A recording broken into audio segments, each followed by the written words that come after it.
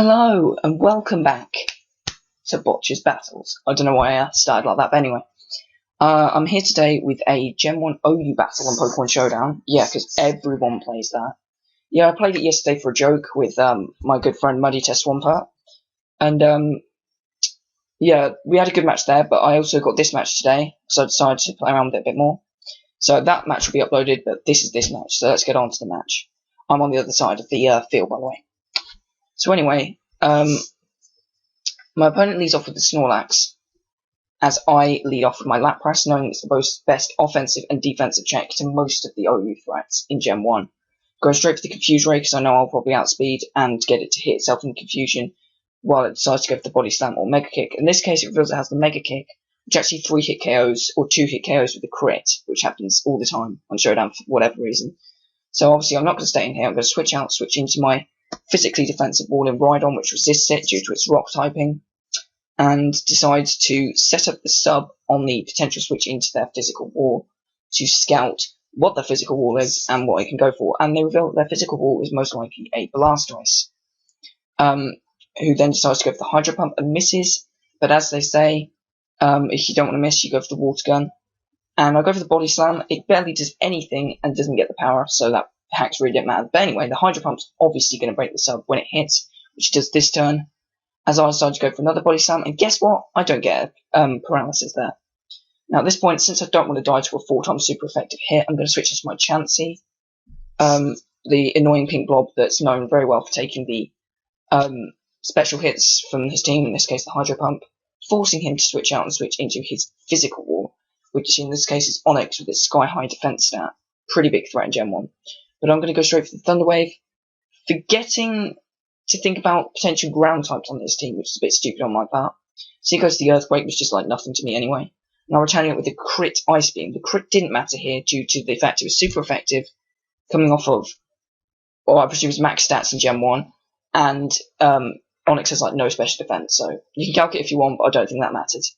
But anyway, Chansey's going to go straight for the Thunder Wave here on the Snorlax, because I know it's slow, but I don't want it to hit me too hard. But it actually manages to KO them, Chansey from that range with Mega Kick, so do not underestimate a Snorlax.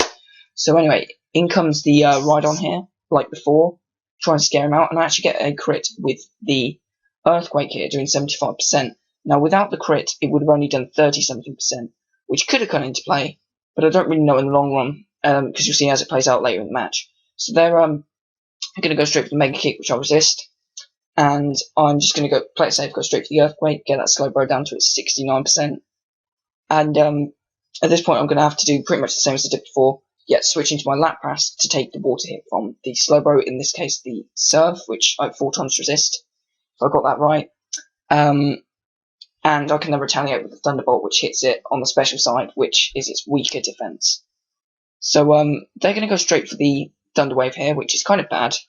But it's not that bad because Lapras isn't that fast. The only problem is now that their Snorlax can potentially outspeed me. Now, I went for a Thunderbolt here as they switched into their Pikachu. In all retrospect, I should have gone for a Blizzard, but oh well. And obviously I'm pretty much dying from the Pikachu's hit, so I'm going to go to my Rhydon here, knowing that as far as I know, Hidden Power didn't exist in Gen 1. Correct me if I'm wrong on that. I think it was Gen 2 or 3 when it was introduced. And if it carries Grass, no, I was not going to try and risk it when I'm very likely to have a Zapdos, which I do. So they're forced to switch out here and go into their Blastoise, as I missed the Rock Slide, making up for a bit of the hacks earlier in the match. Knowing me, though, if it had hit, it would have probably got a flinch, because I get very lucky with hacks. So yeah, their Blastoise is going to go straight for Hydro Pump here, which obviously is going to do nothing to my Lapras. And then it's going to follow up with the Strength, which actually does slightly more, as I retaliate with the Thunderbolt, and get the Paralysis, so we're both paralysed on the field, which doesn't really come into play later, but it's cool anyway.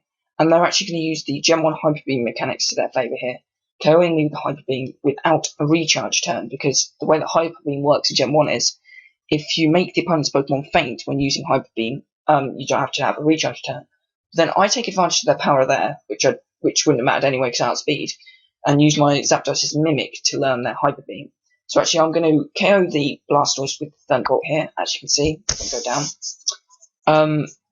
And they're going to go straight into their Ivysaur, which is a bit weird. They could have run Venusaur, unless it's banned. I don't really know.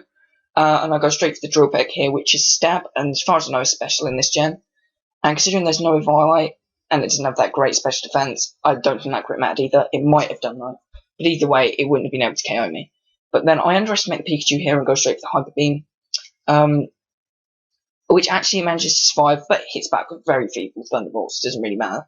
Now at this point, there's no point in predicting because I have a recharge turn, allowing them to get off a free Mega Kick, which actually isn't that bad a play on their part because it actually does more damage. So, but at this point though, I get the completely useless Grit and KO them with a Hyper Beam, meaning I have no recharge turn next turn, even though it says must recharge. Now, in comes the Snorlax here, and this Thunderbolt KOs. Now, this could have mattered because obviously it's a special wall. However, if it had KO'd me, I could have gone into my Rhydon and finished it off with the Earthquake anyway. So, not really an issue. Now, at this point, that got a crit that didn't matter because of the Thunderbolt damage earlier in the game. But anyway, I can take out the Slowbro, and that's a good game. So, GG tops. Hope to play you again in Gen 1 OU sometime. So yeah, it's very interesting meta. Very different to a lot of the other gens. You know, you don't have to worry about entry hazards or abilities, items. It's a lot simpler meta, and it's kind of amusing to see Pokemon get like almost infinitely caught with Wrap or blown up with the pre-Gen 5 explosion, which is like incredibly overpowered, and Hyper Beam with no recharge. It's just crazy, and the move pools are really weird as well. Forcing like Gengar to run like Mega Drain and stuff for coverage, but it's fun, it's simple, and it's amusing. So I suggest you go and check it out. So yeah, I think that's about all really. So yeah, until next time, Watchers Battles out.